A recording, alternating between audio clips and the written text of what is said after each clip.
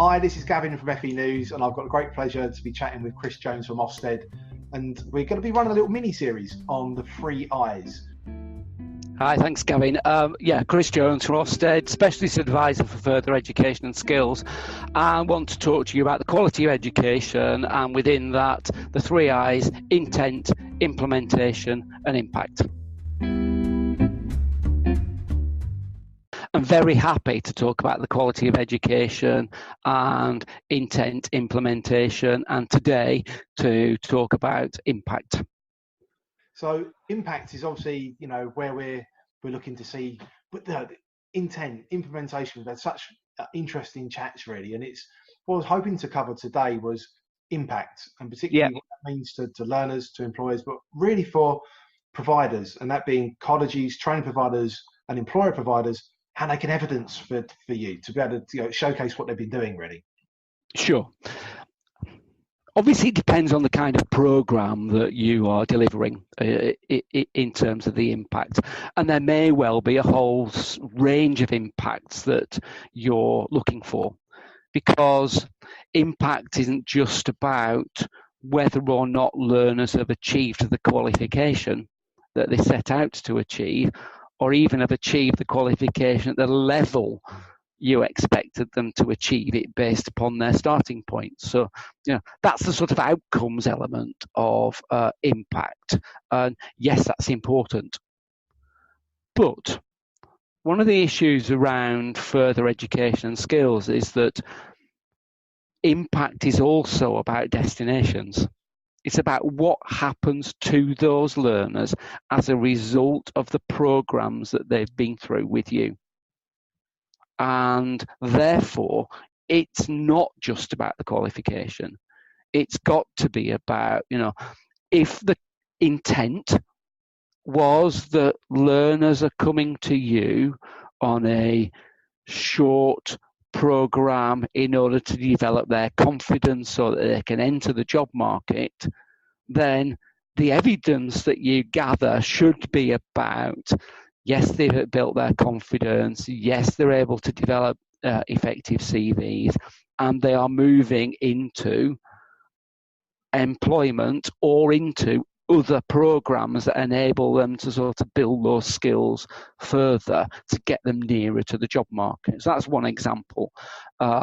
If it's about a study program that enables learners to progress to university or to further training or education or employment opportunities, then it's about being really clear about sort of, what happened to them. Did they move into the areas that you expected them to move to as a result of the training program? Now, that's not to say, obviously, that what a student comes in at the beginning of a program and says, this is what I want to do. They embark upon a program. Excuse me while I just cough. Every learner is entitled to change their mind as a result of their experiences. And so sometimes, and it's one of the reasons why we've stepped back from this sort of, from grading outcomes separately, is that, if a learner is with you and say, I'm a learner, I'm doing 3 A levels. One of those A levels is business studies, and I had brilliant opportunity of going into a business for work experience, and really enjoyed that so much that actually and demonstrated real knowledge and skills and enthusiasm. And the employer that I'd gone to for work experience offered me an apprenticeship. Then, what's that learner supposed to do? And it's that kind of thing that you sort of, as a provider, what kind of hit do you take? Do you take the hit on the achievement rates, or do you sort of, in a sense, run the risk of switching that learner off by saying, no, you must complete the study program. You need to complete your 3 A levels before moving on to this brilliant opportunity that you've been given. It's that kind of thing where you sort of say, well, actually the positive thing that's emerged here is the destination. It's about the training and the support and the opportunities that we as a provider have given that learner that has enabled them to move into this positive destination. So in a sense, about impact, it's about thinking wider than just the qualifications.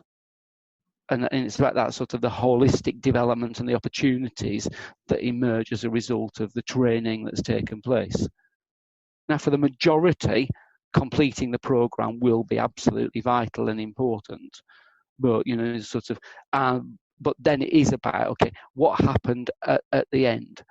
And I think one of the areas where it's important to think about that progression and destination and the impact on learners is when we talk about learners with high needs. Because too often what we've seen on inspection is that learners with high needs end up doing the same kind of programme over and over again. And in the very poorest of provision, they're not developing anything, so it's more or less like glorified babysitting. And I think, we need to be thinking about sort of for all learners when they come in, where will they be? What knowledge and skills will they have at the end of this programme that will enable them to move to the next stage? And if you look at that, ties in with intent. It's about the intention to enable a learner to move to the next stage. The impact as a question is then, well, did they move to the next stage? And if not, why not? And if they did, how did you celebrate that? What sort of evidence have you got? And for some in an apprenticeship, it might be about the sort of the changing nature of the job that an apprentice has at the end of the apprenticeship. So if you're an employer provider, then, has the apprentice developed those skills?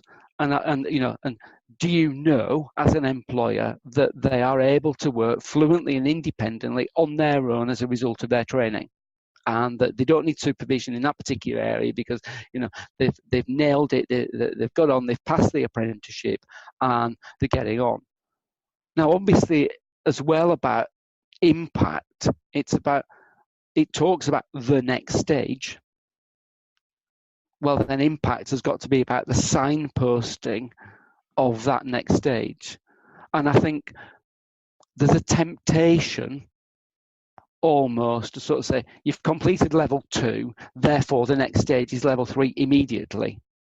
Now, that might work in academic or vocational learning programs to move to the higher level immediately, but that might not be appropriate in an apprenticeship where an employer wants an employee to be consolidating skills before they're considered for the next level. So we shouldn't fall into the trap of thinking that progression and destinations have to be immediate. Because I think there's something in impact that ties into the career plan and about, in a sense, that notion of where the learner intends to get to as a result of their learning, and whether this particular program is a stepping stone to that next stage, or whether it's a fast track route to it, because there may be more than one stepping stone, or it may just be straight in there. And I think evidence around impact then needs to be thinking about how we prepare students for the next stage.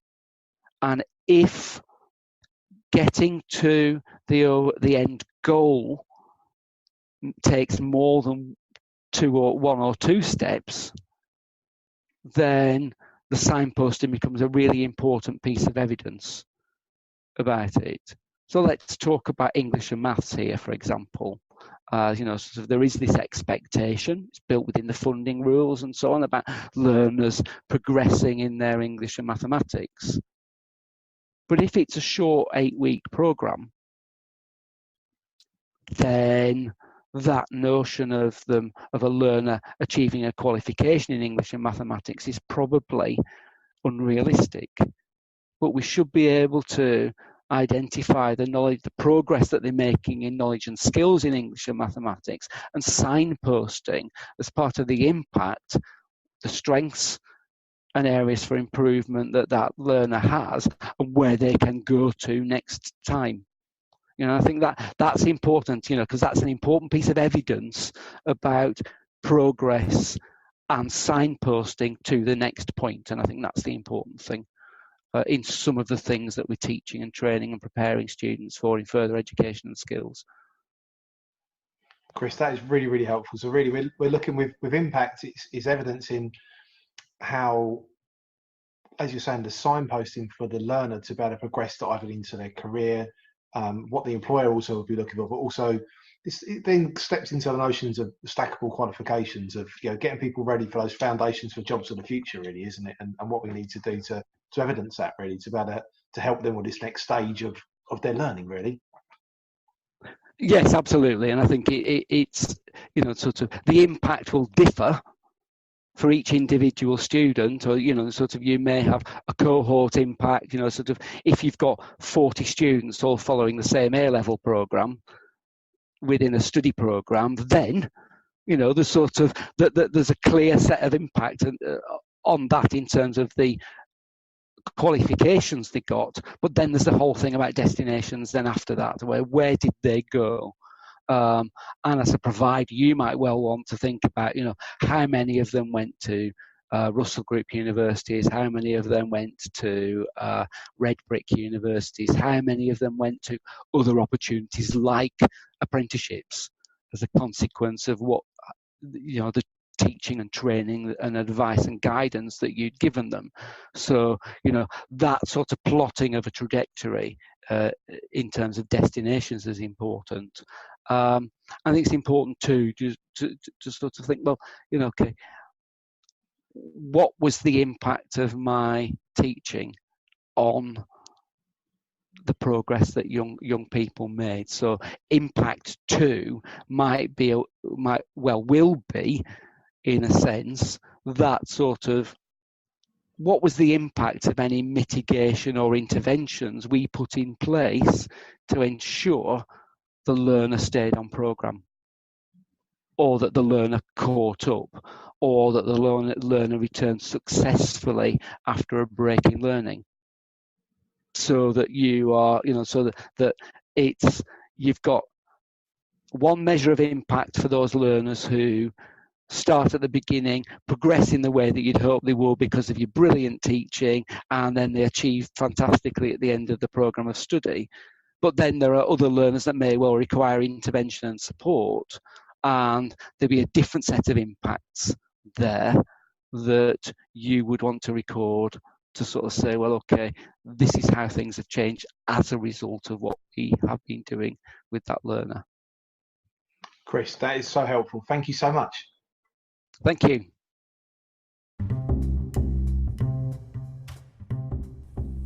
I hope you enjoyed this podcast. Why not click subscribe so you can be informed when the latest next individual podcasts or podcast mini-series from FE News are going to be released.